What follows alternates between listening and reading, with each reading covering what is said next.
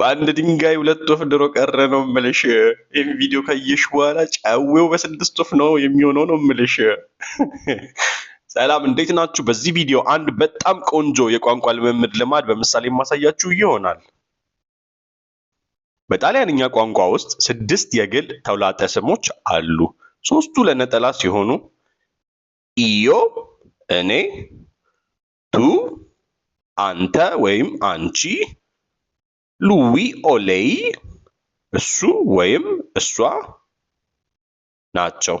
3ቱ ደግሞ ለብዙ የሚሆኑ ሲሆኑ ኖይ እኛ፣ ቮይ እናንተ፣ ሎሮ እነሱ። እና አንድ አረፍተ ነገር ሲያጋጥማችሁ እንደዚህ ቢሆንስ እንደዛ ቢሆንስ እያላችሁ በእነዚህ 6 ቅርጾች ሁሌ እያሰባችሁ ብትለማመዱ በንግግራችሁ ላይ በጣም አስደናቂ የሆነ ለውጥ ታያላችሁ። ግልጽ እንዲሆን በምሳሌ ላሳያችሁ። io sono be'alem እኔ በዓለም ነኝ ብዬ ራሴን አስተዋውቄ ጀመርኩ እንበል። አሁን ምን ብዬ ማሰብ እችላለሁ? ለምሳሌ ሌላ ሰው ቢጠይቀኝስ ምን ሊል ይችላል?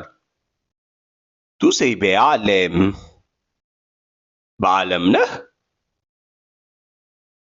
እስቲ ደግሞ እሱ ወይም እሷ ብዬ ሌላ አረፍተ ነገር ደግሞ ለመናገር ልሞክር።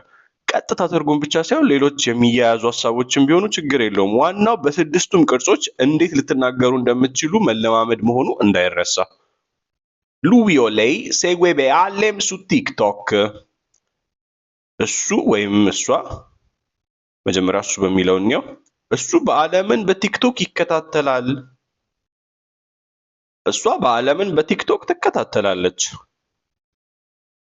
እኛ በሚል ደግሞ ምን ሊል እችላለሁ ብዬ ላስብ።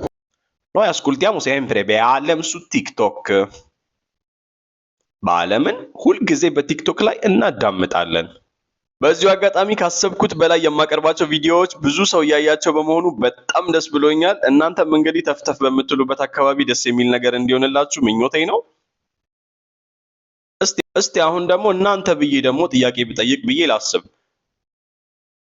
Voi ascoltate be'alem anche su YouTube በዓለምን በዩቲዩብ ላይም ታዳምጡታላችሁ?